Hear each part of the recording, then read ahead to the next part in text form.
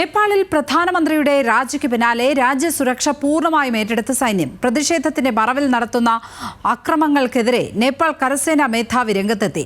നശീകരണത്തിൽ കനത്ത നടപടിയുണ്ടാകുമെന്ന് ജനറൽ അശോക് രാജ് സിഗ്ദേൽ പറഞ്ഞു. അക്രമങ്ങൾ ഹൃദയഭേദകമെന്ന് പ്രധാനമന്ത്രി നരേന്ദ്രമോദി എക്സിൽ കുറിച്ചു. വിവരങ്ങളുമായി അഖില CP ആണ് ചേരുന്നത്. അഖില, ആളുകളുടെ മരണത്തിന് വരെ കാരണമാകുന്ന രീതിയിലുള്ള വലിയ തോതിലുള്ള ആക്രമണങ്ങളാണ് അവിടെ നടന്നത്. ഏതായാലും ഭരണകൂടം നിലംപതിച്ചിരിക്കുന്നു. ഇപ്പോൾ പൂർണ്ണമായും സൈന്യം ആണോ രാജ്യത്ത് ഭരണം നടത്തുന്നത്? എന്തൊക്കെയാണ് നേപ്പാളിൽ നിന്ന് വരുന്ന പുതിയ വിവരങ്ങൾ അഖില? അതെ ലക്ഷ്മി, നേപ്പാളിൽ ഇപ്പോൾ സൈന്യമാണ് പൂർണ്ണമായും ഉത്തരവാദിത്തം, സുരക്ഷാ ചുമതല ഏറ്റെടുത്തിട്ടുള്ളത്. നമുക്കറിയാം 2-3 ദിവസമായി തുടരുന്ന പ്രക്ഷോഭത്തിൽ നേപ്പാൾ ആകെ അശാന്തമായിരുന്നു. ആ ഒരു സാഹചര്യത്തിൽ കൂടിയാണ് ഇപ്പോൾ സൈന്യം രാജ്യത്തിൻ്റെ പൂർണ്ണമായിട്ടുള്ള സുരക്ഷാ ചുമതല ഏറ്റെടുക്കുന്നത്.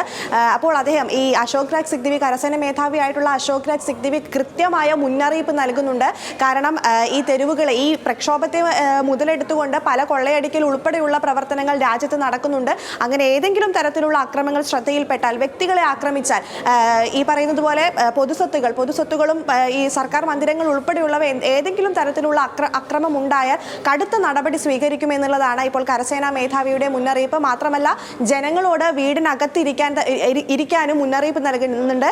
നാളെ ഇപ്പോൾ വ്യാഴാഴ്ച വൈകുന്നേരം 6 മണി വരെ ഇപ്പോൾ രാജ്യത്ത് കർഫ്യൂ പ്രഖ്യാപിച്ചിരിക്കുകയാണ്. ഇന്ന് 5 മണി വരെ നിരോധനാജ്ഞയുണ്ട്. അത് കഴിഞ്ഞതിന് ശേഷമായിരിക്കും കർഫ്യൂ നിലവിൽ വരിക.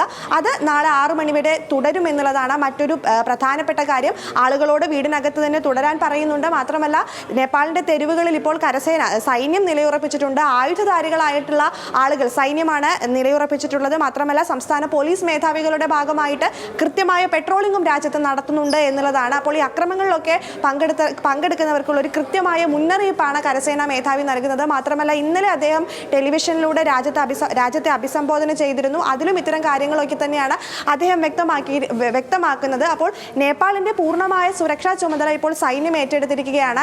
ഇന്ത്യയെ സംബന്ധിച്ചിടത്തോളം ഇന്ത്യ നേപ്പാൾ അതിർത്തി ഇതുവരെ അടച്ചിട്ടില്ല. പക്ഷേ അതിർത്തികളിൽ ഉത്തർപ്രദേശും ഉത്തരാഖണ്ഡ് സംസ്ഥാന സർക്കാരുകളും ഒക്കെ സംയുക്തമായി സുരക്ഷ വർദ്ധിപ്പിച്ചിട്ടുണ്ട്. ലക്ഷ്മി, അഖില CP ആണ് വിവരങ്ങൾ പങ്കുവച്ചത് ന്യൂസ് ഡെസ്കിൽ നിന്ന്.